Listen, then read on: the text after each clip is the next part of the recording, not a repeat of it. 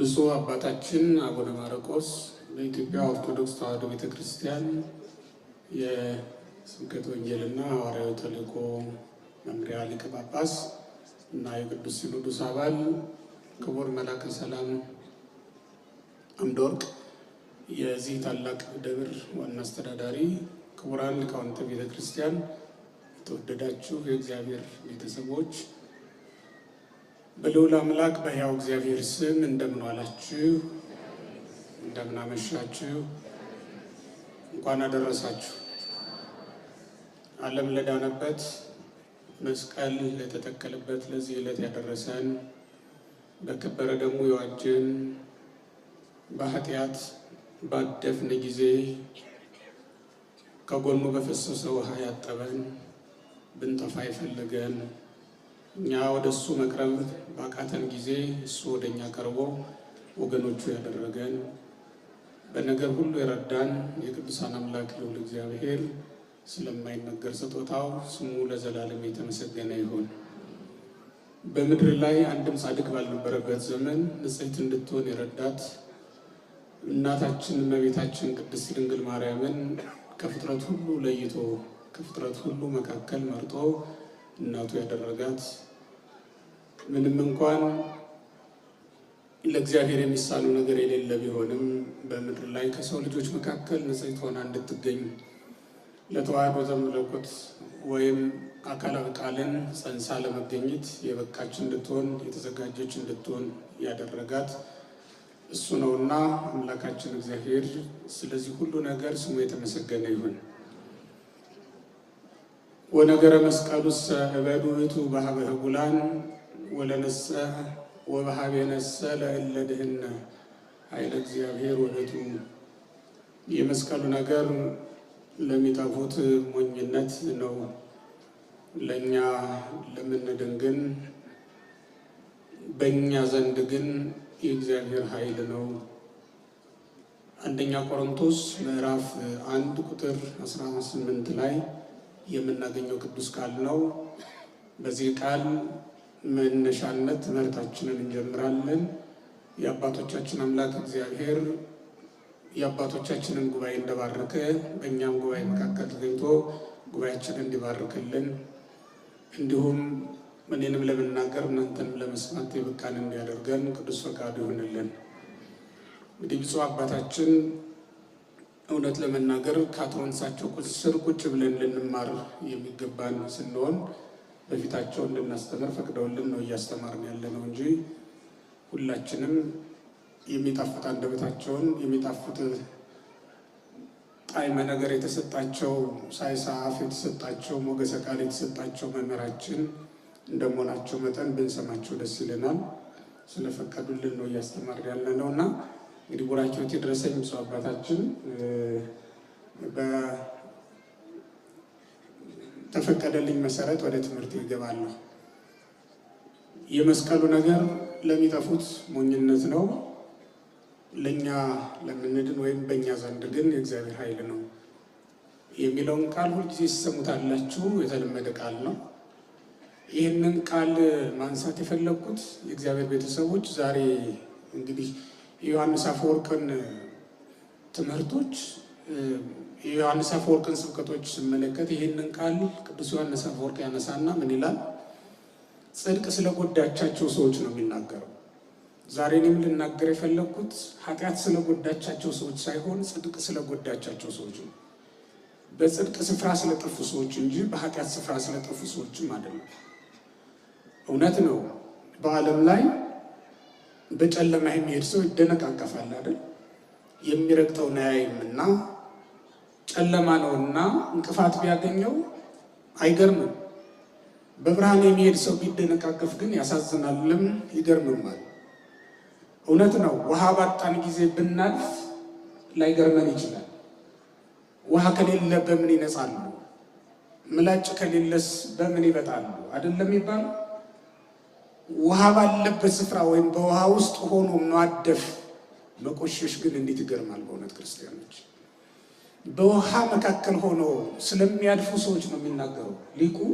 ያመሰጠረው በዚህ መልኩ ነው፣ በዚህ መንገድ ነው። አሁን ዛሬ እኔም ላነሳ የፈለኩት በጽድቅ ስፍራ ሆነን ነገር ግን ጽድቅ መስራት ስላቃተን ሰዎች ነው። በጥፋት ስፍራ አይደለም፣ በጽድቅ ስፍራ ኃጢአት በሚሰራበት ወይም ኃጢአት በነገሰበት ስፍራ አይደለም። ጽድቅ በነገሰበት የእግዚአብሔር ምሕረት ዕለት ዕለት በሚሰጥበትና መንፈስ ቅዱስ ዕለት ዕለት በሚጎበኘው ስፍራ ተቀምጦ መጥፋት ግን እጅግ የሚያሳዝን ስለሆነ ነው ይህንን የምናገረው።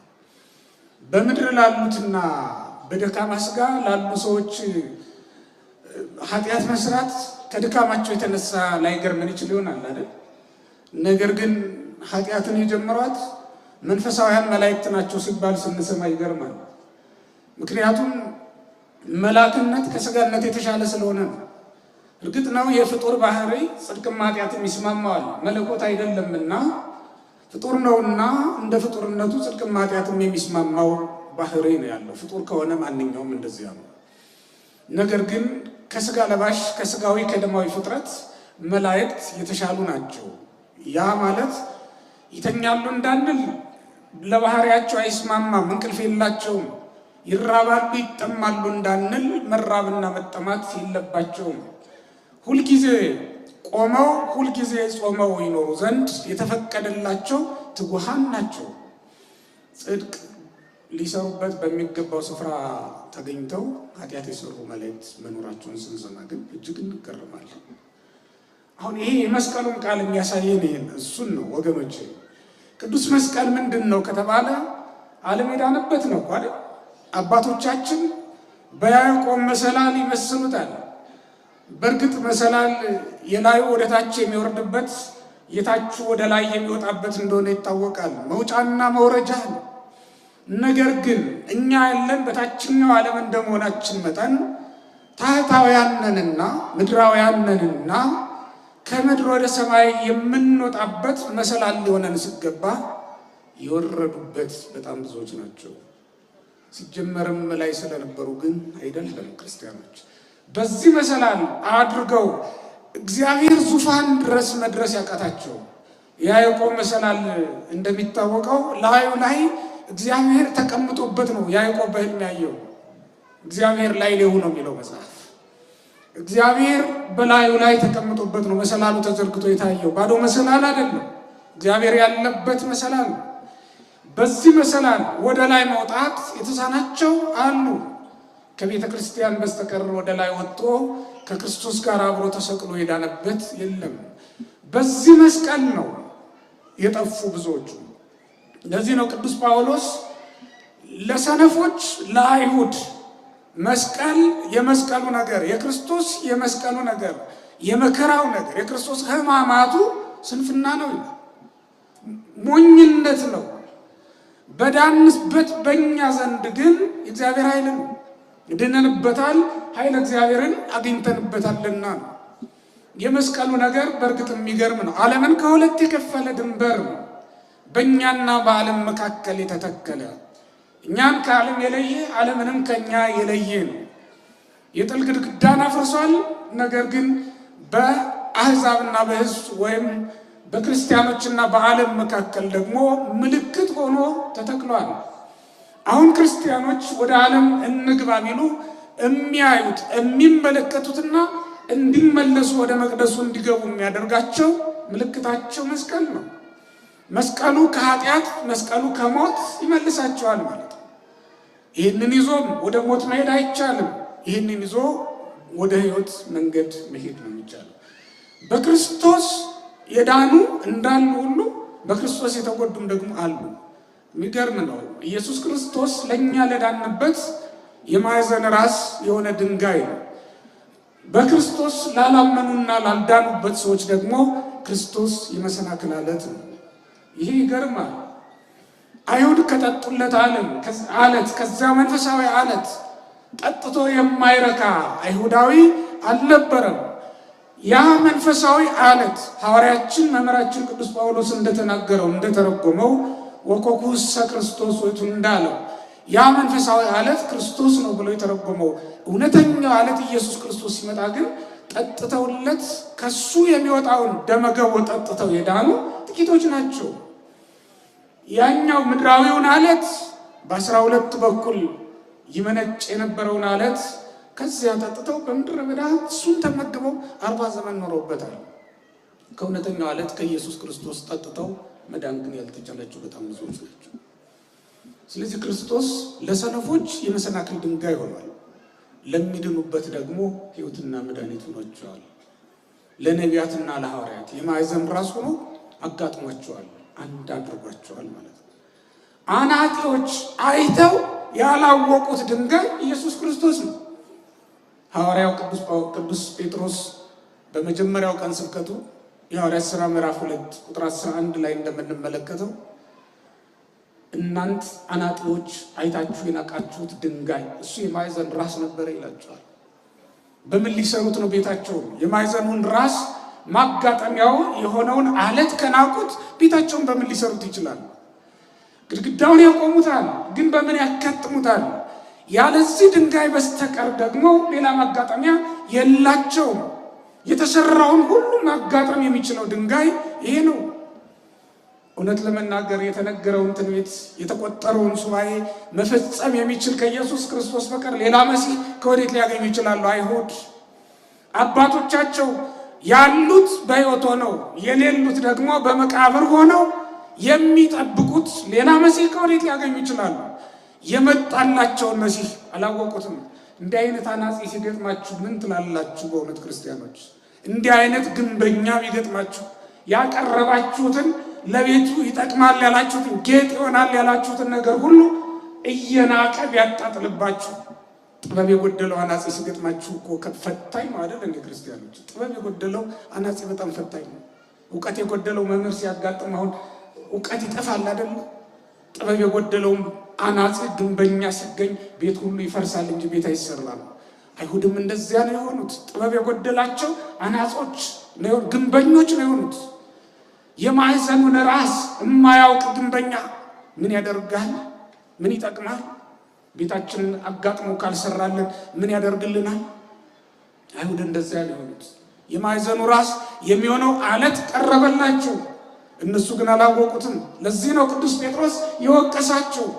እናንተ አላወቃችሁትም ያላቸው ለዚህ ነው። የተወደዳችሁ እግዚአብሔር ቤተሰቦች ሰይጣን መስቀሉን ሲያስተክል አምላካችን መድኃኒታችን ኢየሱስ ክርስቶስን አስገድሎ አርፋለሁ ብሎ አስቦ ነበር። ነገር ግን ኢየሱስ ክርስቶስ መስቀሉ እንዲተከል ሲፈቅድ ደግሞ መስቀሉ የተተከለው ቤተ ክርስቲያንን በመስቀሉ ሊሰራት ስለፈለገ ነበር። የሰይጣንና የእግዚአብሔር ሐሳብ ዓላማ የተለያየ እንደሆነ ምንጊዜም ይታወቃል። እግዚአብሔር ቤተ ክርስቲያንን በመስቀል ሊሰራት ስለፈለገ ይህንን አድርጓል። ከፍ ባለ ጊዜ ምዕመናንን ሁሉ ከፍ ብሎ ሊታይላቸው ስለፈለገ ነበር መስቀል እንዲተከል ያደረገው ማለት ነው። ዲያብሎስ በመከረው ምክር እንደሚጠፋ ባስተከለው መስቀል ራሱን እንደሚቀጠቀጥ አላወቀም ነበርና ባላወቀው ነው የጠፋው። በጎ ስራችንን ሁሉ ከሰይጣን ሰውረን ሰይጣንን ቀጥቅጠን ካጠገባችን ለማራቅ እንድንችል አምላካችን እግዚአብሔር ይርዳን። ለሰይጣን ምክርን መግለጥ አይገባም። ክርስቲያኖች ለሰይጣን ሐሳብን መግለጽ በፍጹም አይቻልም፣ አይገባም። ሰይጣን ቀድሞ ካወቀው አያሰራችሁም ከፊት እየሄደ። ስለዚህም ጽድቅ ስራችሁን በሙሉ ሰውራችሁ አድርጉት የሚባለው ለዚህ ነው። ተሰውረ መጽውት፣ ተሰውረ ጸልይ፣ ደጅን ዘግተህ ጸልይ፣ ደጅን ዘግተህ ምጽዋት ስጥ የተባለው ማንም ሳያይ በስውር አድርግ የተባለው ለዚህ ነው። ሰይጣን ቀድሞ በጎ ስራችንን እንዳያውቅብን ስለሚያስፈልግ ነው። ኢየሱስ ክርስቶስ ይህንን ምክር ከሰይጣን ሰውሮት ነበር። ለምዕመናን ከፍ ብሎ ሊታየላቸው ስለፈለገ ነው። ተራራ ላይ ወጥቶ ሰብኮላቸዋል። የተከተሉት ጥቂቶች ናቸው። አሁን ደግሞ ተራራ ላይ ወጥቷል፣ ቀራንዮ የሚባለው ላይ። ነገር ግን ከዚያም በላይ ደግሞ 7 ክንድ መስቀል ላይ ከፍ ብሎ ሊታይላቸው ሊሰቀልላቸው ስለፈለገ ይህን አድርጓል። ለነሱ ብርሃን ሆኖ ይሰቀልላቸው ዘንድ ነው። ሲያስተምር ምን ብሏል? እያቱ ማየቱ ተከማያን በርዋታ የተከፈር ብሏል። መብራትን ከእንቅብ በታች ሊያኑሯት አያብሯትም አላ ያነብር ዋዲ በተቋማ በመቅረዟ ላይ ከፍ አድርገው ይሰቅሏታል እንጂ ብሎ ነበረ። እኛ የሕይወታችን ብርሃን ማን ነው ወገኖች? ክርስቶስ አይደለም? ክርስቶስ ነው። ከፍ ብሎ እንዲሰቀል የፈለገውም ለዚህ ነው። በመስቀል ላይ ወጥቶ ከፍ ብሎ ታየልን። ለምእመናን ሁሉ የዘላለም ብርሃን የሆነላቸው ዘንድ ስለፈለገ ነው። እንዲህ ብሏል በዮሐንስ ወንጌል ምዕራፍ 9 ላይ በዓለም ሳለሁ የዓለም ምንድን ነኝ? የዓለም ብርሃን ነኝ ነው። የዓለም ብርሃን ክርስቶስ ለምእመናን ሁሉ ብርሃን ሆኖ ይታይላቸው ዘንድ ከፍ ብሎ ሊሰቀልልን ፈለገ ማለት ነው። መብራት ስለሆነ ከፍ አድርገው መስቀል የተፈለገው ለሁሉም ይታይ ዘንድ። በማቴዎስ ምዕራፍ 5 ላይ እንደተጻፈው መብራትን ዝቅ አድርጎ ማኖር የማይገባ ስለሆነ ነው። ፀሐይ ብርሃኑን ሲያጨልም አታዩት? ፀሐይ እኮ ብርሃኑን የነሳው ብርሃኑ የጨለመው ክርስቶስ ከተሰቀለ በኋላ ከፀሐይ ብርሃን ይልቅ የሚበልጥ ብርሃን ስለመጣ ነው። ፀሐይ በመጣ ጊዜ የቤታችሁን ብርሃን ታጠፉት የለም እንዴ? ለምን? የሚበልጥ ብርሃን ስላያችሁ ነው እንጂ ጨለማውን ፈልጋችሁት አይደለም። የሚበልጠውን ብርሃን ስላገኘን ነው ፀሐይ የጨለመችው ጨረቃም ደም የሆነችው። ምንም እንኳን ተአምራቱ ሌላም ትርጓሜ ያለው ቢሆንም ቅሉ ማለት ነው። ለዚህ ወገኖች በክርስቶስ የተጎዱ እንዳሉ ሁሉ በክርስቶስ የተጠቀሙ አሉ። በክርስቶስ የተጠቀምን እኛ ነን።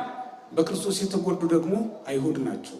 ለዚህ ነው መምህራችን ቅዱስ ጳውሎስ የመስቀሉ ነገር በአይሁድ ዘንድ ስንፍና ነው ብሎ የተናገረው። ለዚህ ነው የእግዚአብሔር ቤተሰቦች ጽድቅ የጎዳቻቸው በጣም ብዙ ሰዎች አሉ። ቅድም በመግቢያ ላይ እንደነገርኳቸው የተሰጠቻቸውን እድል ለክፋት የተጠቀሙባትና በመዳን ፋንታ ደዌ የጨመሩባት በጣም ብዙ ሰዎች አሉ።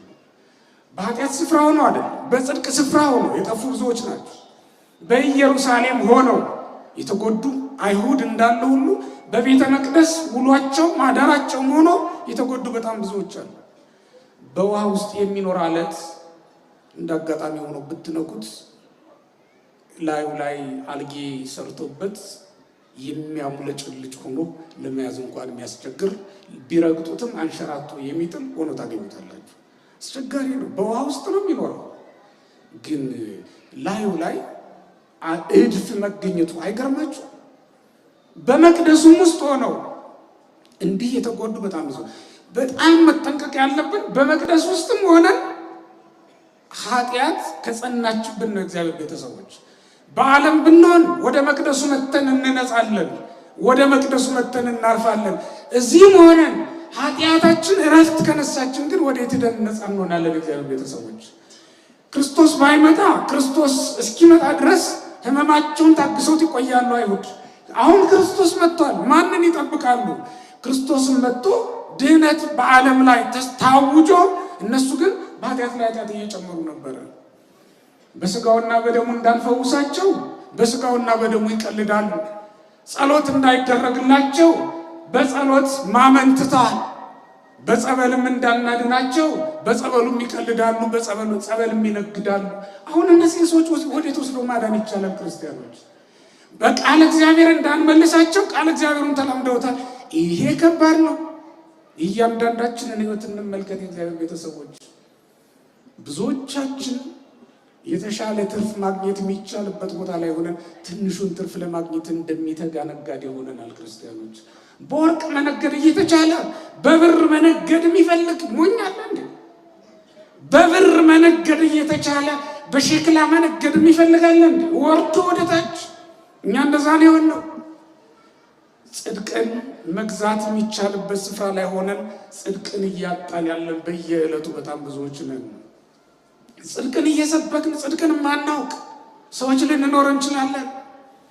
ዕለት ዕለት እግዚአብሔር ሰዎችን ጻድቅ አድርጎ በሚመልስበት ስፍራ ላይ ቆመን ሳንፈወስ የተመለስን ብዙዎች ነን። እንደዚያ ፈሪሳዊና ቀራጭ በሉቃስ ምዕራፍ 18 ላይ የተጻፈው ፈሪሳዊና ቀራጭ።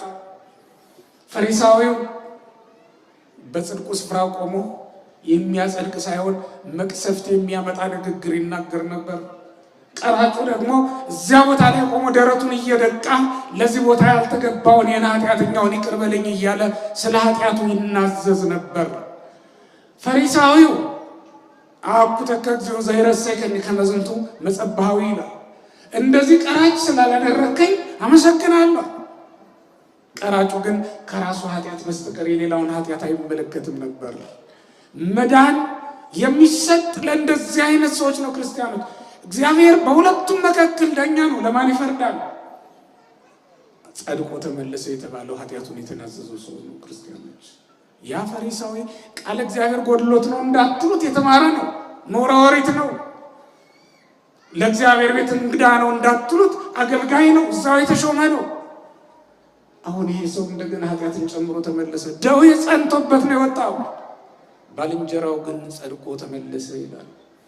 ወገኖች እዚህ በሰንበት ትምህርት ቤት እያገለገልን እድሜያችንን እዚህ እየኖርን እዚህ በዝማሬ እየኖርን እዚህ በስብከት እየኖርን እዚህ በቁርባን እየኖርን ከዓለም የመጡ ሰዎች እንዳይቀድሙን መጠንቀቅ ይኖርብናል። ከዓለም መጥተው ቀድመውንም ይጸድቋል። ኃጢአታቸው መናዘዝ የተሰጣቸው ስለ ኃጢአታቸው ማንባት ስቅ ብሎ ማልቀስ የተቻላቸው እኛ ምናልባት የምናለቅስ ደረት የምንደቃ ለሞቱ ወገኖቻችን ለጎደለ ሆዳችን ሊሆን ይችላል። እነሱ ግን ለጎደለች ሕይወታቸው፣ ለተራቆተች ነፍሳቸው፣ ለተራበች ሕይወታቸው ያዝናሉ፣ ያለቅሳሉ፣ ደረታቸውን ይመታሉ። ገንዘብ አላቸው፣ ግን ጽድቅን ተርበው ዕለት ዕለት መድኃኔዓለም ደጅ ላይ እጃቸውን ዘርግተው ጽድቅን በእንተ ማርያም ብለው ይለምናሉ። እኛ ጽድቅን ረግጠን እናልፋለን። ሁልጊዜ ጽድቅን እየረገጥን እንደ ዳውጃ እናልፋለን። በጽድቅ ስፍራ ሆኖ መጎዳት ማለት አይደለም። ክርስቲያኖች አንዳንዶቻችን በጣም ሞኞች ነን። ልመናችን ራሱ የሞኝ ልመና ነው። የግብዝ ልመና ነው። የግብዝ ጸሎት ነው። ያ በሽተኛ ሰው ያለውን ስሙት። የዮሐንስ ወንጌል ምዕራፍ 5 ላይ ያለው መጽሐፉ መድኃኒታችን ኢየሱስ ክርስቶስ ወደሱ ቀረበና ልትድን ትወዳለህን ብሎ ጠየቀው። እሱ ግን ምን አለ? አዎ መዳንም ማፈልግ ነበር፣ ነገር ግን ወደ ውሃው ማን ያወርደኛል አለ።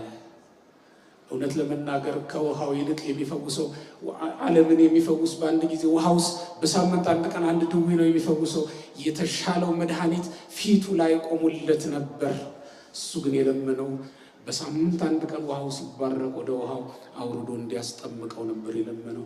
የተሻለው ፈውስ እጃችን ላይ ያለ አጠገባችን ላይ ያለ ትንሹን እየለመን ያለን ሰዎች እኮ አለ። አሁን በእውነት ልመናችሁን አስተካክሉ ክርስቲያኖች። ስለዚህ ዓለም አይደለም መለመን። የዕለት እንጀራ ምድራዊውን ጉዳይ አይደለም ማቅረብ ያለበት። መድኃኔዓለም የሰማዩን ሳይቀር ሊሰጣችሁ ነው የተዘጋጀው። መንግስቱን የዕለት እንጀራ ይገርማችኋል እንዴ? መንግስቱን ሊያካፍላችሁ እኮ ነው የጠራችሁ። ርስት ሊያወርሳችሁ እኮ ነው የጠራችሁ ክርስቲያኖች። ይሄን ምድራዊውን ቤት ዘግታችሁት የምትሄዱትን በልማት ምክንያት የሚፈርስባችሁን ቤት ነው እንደሚገርማችሁ። ርስት ሊያወርሳችሁ እኮ ነው የጠራችሁ።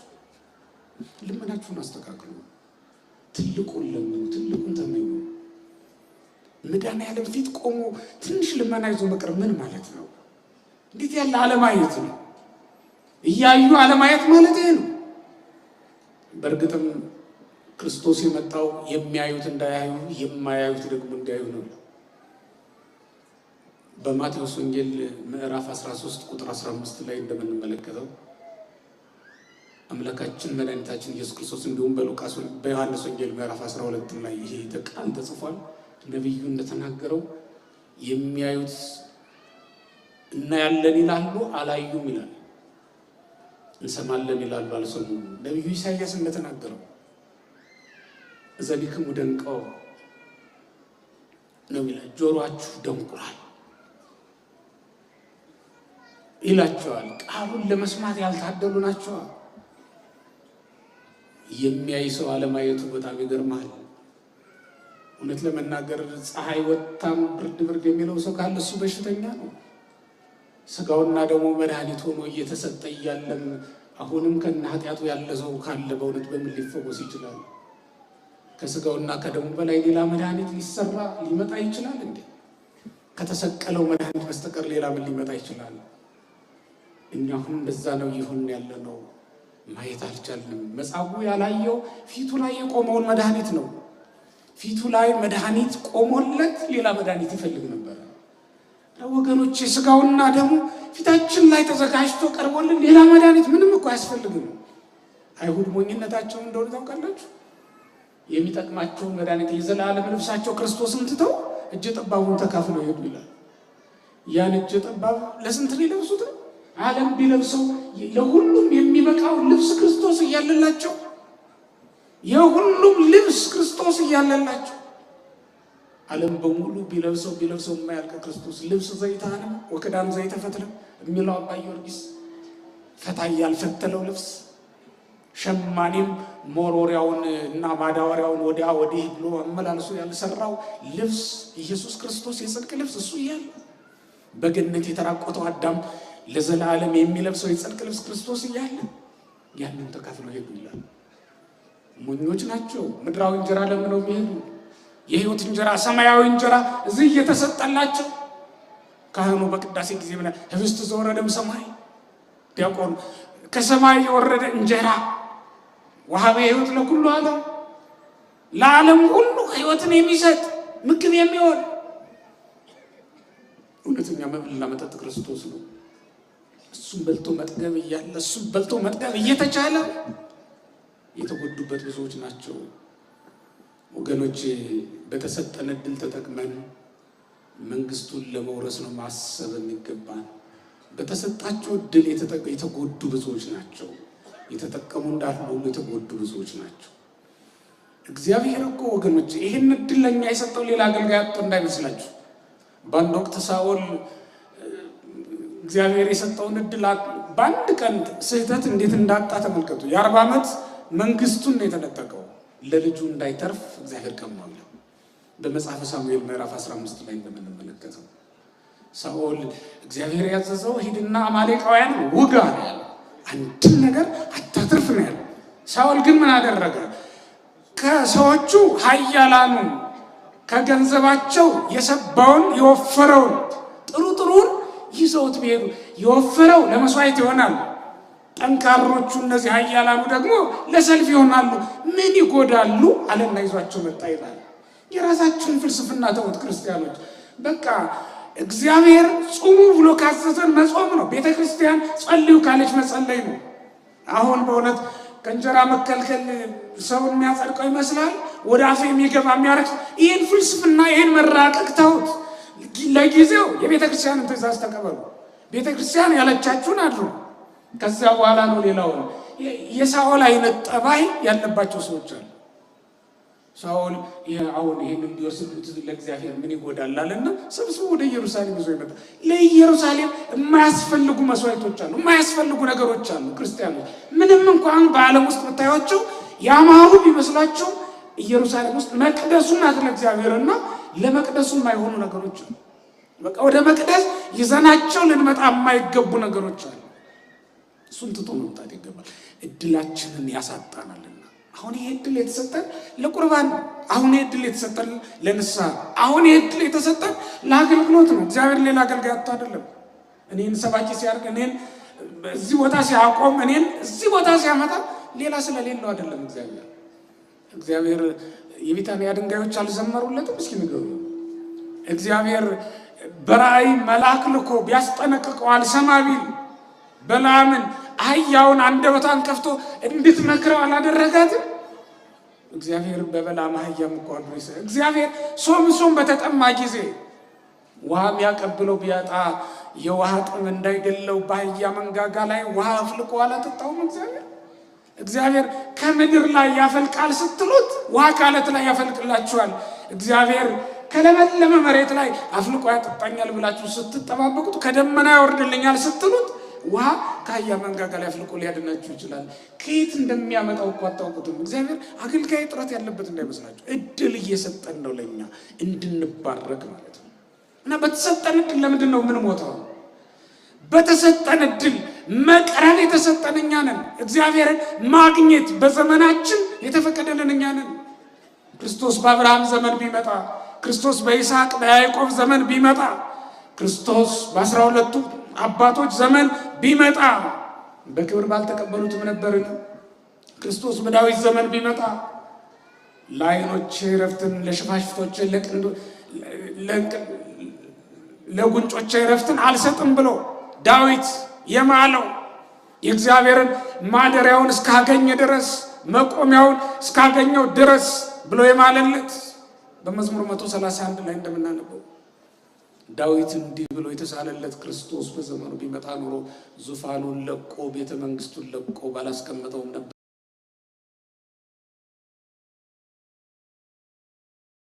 ነበርን?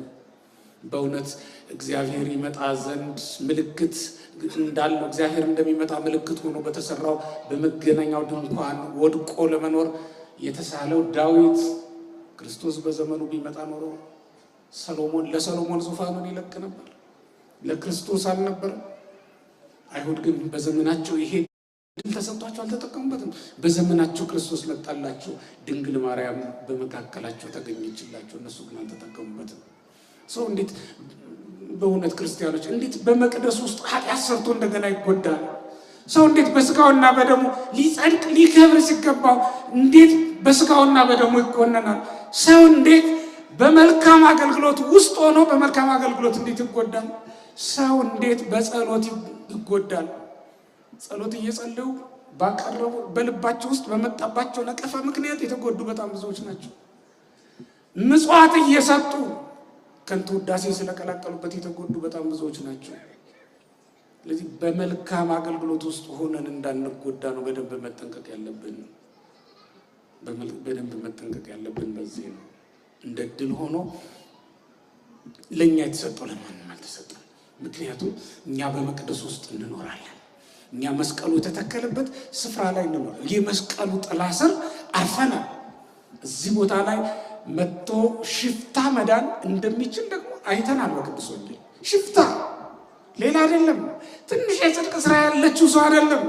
ትንሽ ትምህርት ያለችው አይደለም።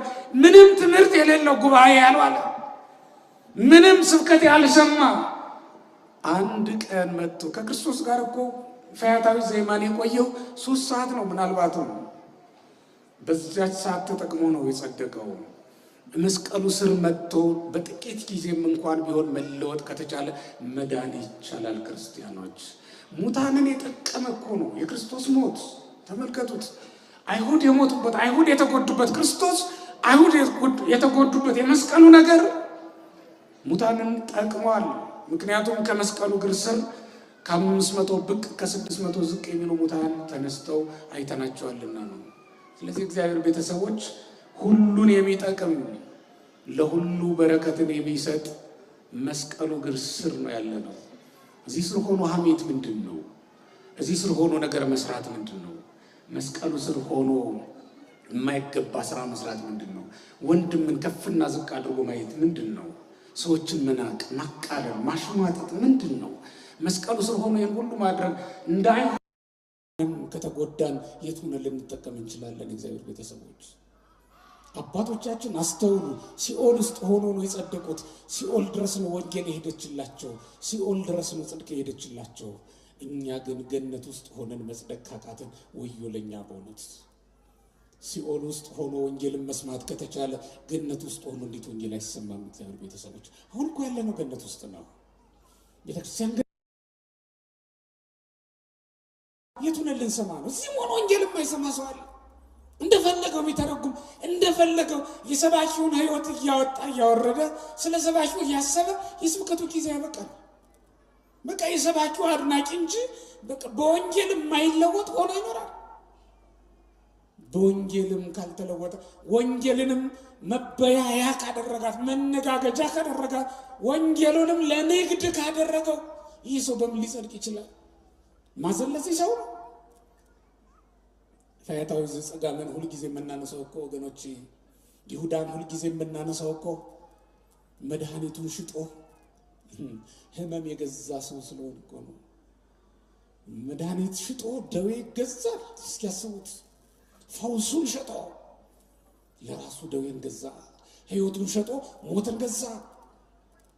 በዚያ በገዛ በተቀበለው ብር አይሁድ ምን ቢሰጡት ነው በእውነት ህይወቱን የሰጣቸው?